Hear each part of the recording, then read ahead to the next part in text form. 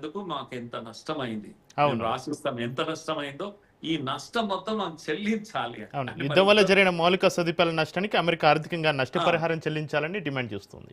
Demand చేస్తుంది. హ్మ్. America ఇప్పుడు యుద్ధం చేసిన పాపానికి అమెరికా డబ్బులు చెల్లించాలి. ఇది హ్మ్. ఇది అవుతుందా అనేది అవును.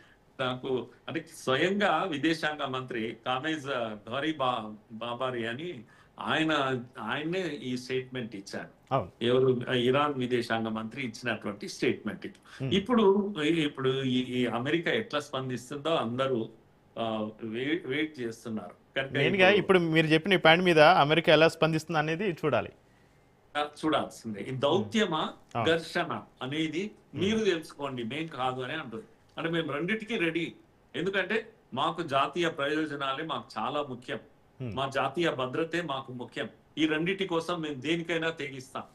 కమా దౌత్యమా అంటే శాంత అశాంత, దౌత్యమా లేకపోతే ఘర్షణనా, ఏది కావాలి మీరు తెలుసుకోండి, మేం కాదు అని చెప్పేసి ఇంత ధైర్యంగా ఇరాన్ అమెరికాకు ఓ రకంగా చెప్పాలంటే చక్రి గారు హ్మ్. ధమ్కి ఇచ్చిందని అంటాం మన భాషలో. అవును. కానీ ట్రంప్ ఇప్పుడు ఏమనాలి? ట్రంప్ నాలుగు ఖర్చున్నాడు, ఏం చెప్పలేక పరిశీలిస్తున్నాను అని చెప్తున్నాడు. ఎందుకంటే ఆయనకు కాంగ్రెస్ నుంచి అనుమతి లేదు యుద్ధం చేయడానికి ఇంకా. కనుక ఇప్పుడు విరమించి ఈ యుద్ధం అయిపోయిందని చెప్పి కొత్తగా మళ్ళీ యుద్ధం స్టార్ట్ చేయాలి ఆయన. హ్మ్. చేయాలంటే అది ఈ లోపల కాంగ్రెస్ నుంచి అనుమతి కావాలి. ఆ సమయం కొరకు ఆయన అడుగుతున్నాడు. 2 నెలల సమయం దొరికితే ఆయన అది తెచ్చుకోగలుగుతారు. కానీ ట్రంప్ ఒక మాట అన్నాడు. ఏమనంటే 47 ఏళ్లుగా మీరు ఇప్పుడు కాదు, అంటే ఖమైనీ పెద్ద ఖమైనీ ఏమైనా చనిపోయాడు, ఆయన రిజిమ్ నుంచి ఇప్పటి వరకు 47 ఏళ్లుగా మానవాళి పైన మీరు చేసిన విధ్వంసం అంతా ఇంత కాదు, ఇంకా మీరు మూల్యం చెల్లించుకోనే లేదు అని అంటున్నాడు. కనుక మేము పరిశీలిస్తాం ఈ విషయం. అంటే అర్థం ఏంటంటే చెల్లించాల్సింది మేం కాదు, హ్మ్. మీరు చెల్లించాలి. ఎందుకంటే వీళ్ళు టెర్రరిస్ట్ సంస్థలను ఇజ్రాయెల్ పైకి పుసిగొల్పారు కదా. ఏదైతే హమాస్ లేకపోతే ఈ 3 సంస్థలు ఉన్నాయి కదా, అవన్నిటిని మిలిటెంట్ సంస్థలను తయారు చేసి లెబనాన్‌లో, సిరియాలో పెట్టి ఇజ్రాయెల్ పైన యుద్ధం చేయించారు.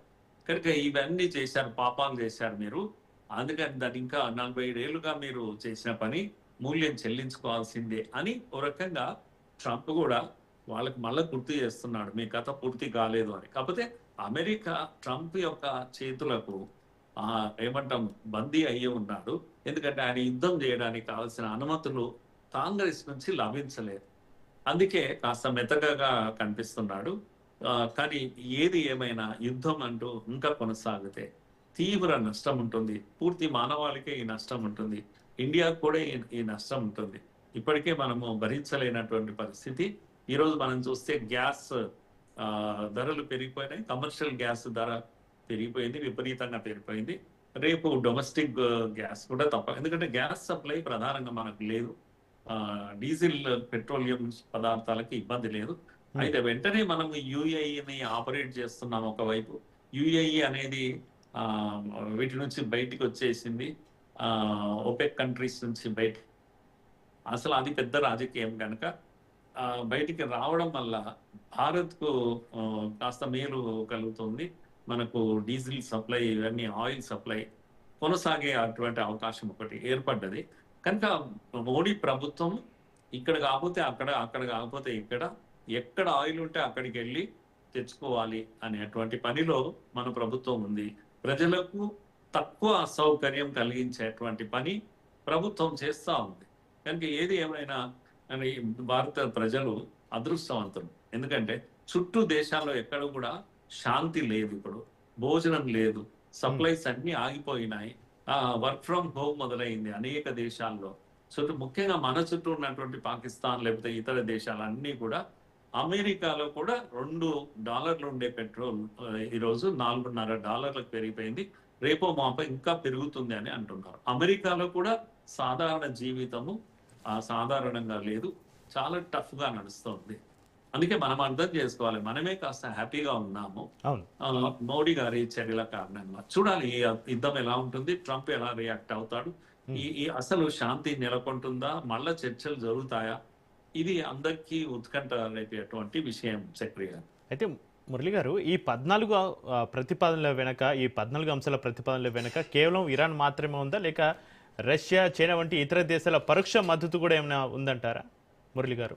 తప్పకుండా చైనా ఉంటుంది. చైనా ఉమ్, దీన్ని చాలా keen గా ఫాలో అవుతుంది. అందరికన్నా ఒత్తిడిలో ఉన్న దేశం చైనా. ఎందుకంటే మనకెంత అవసరం ఉందో ఉమ్, ఆయిల్ అనేది చైనాకు అంతే అవసరం ఉంది. అవును. అంటే యుద్ధము వెంటనే ఆగిపోవాలి అనే కోరిక చైనాకు ఉంది. ఉమ్, అందుకే చాలా keen గా ఫాలో అవుతుంది. ఇరాన్‌కు ఆయుధాలను సప్లై చేస్తుంది. ఉమ్, ఎక్కడికక్కడ టెక్నాలజీని సప్లై చేస్తుంది.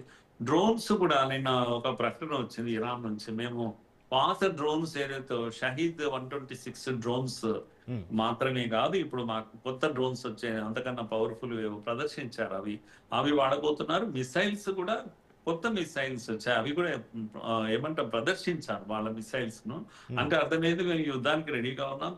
మా దగ్గర మిసైల్స్ లేక కాదు, లేకపోతే ఇంకా కొత్త మిసైల్స్ వచ్చినాయి, కొత్త డ్రోన్స్ వచ్చినాయి, మేము యుద్ధం చేయడానికి రెడీగా ఉన్నామనే. అంటే ఇదంతా కూడా చైనా, మీరు చెప్పినట్టుగా చైనా యొక్క ఇది ఉంది. టెక్నాలజీ కాదు, ఏ, సమాచారం సేకరణ కూడా, సమాచారం కూడా ఎప్పటికప్పుడు డేటా సప్లై అనేది చైనా చేస్తుంది. అమెరికా మూమెంట్, ప్రతి మూమెంట్ ఇప్పుడు ఇరాన్ కు చేరుతుంది. ఇరాన్ కు టెక్నాలజీ లేదు, ఇరాన్కి అన్ని ధ్వంసమైనాయి. ఇరాన్ ఎయిర్ ఫోర్స్ మొత్తం ధ్వంసం అయిపోయింది. ఉమ్, ఇరాన్ నేవీ మొత్తం ధ్వంసం అయిపోయింది. ఏమీ లేవు వాళ్ళ దగ్గర, కేవలం 2 మిసైల్స్ ఉన్నాయి, భారీ ఎత్తున మిసైల్స్ ఉన్నాయి. అవును. ఇంకో ఏడాది యుద్ధం చేసేంత మిసైల్స్ వాళ్ళ దగ్గర ఉన్నాయి. ఉమ్, అది ఒకటి బలం, వాళ్ళ బలం అంతా కూడా. రెండవది డ్రోన్స్ కూడా కొంత ఉన్నాయని చూపిస్తున్నారు.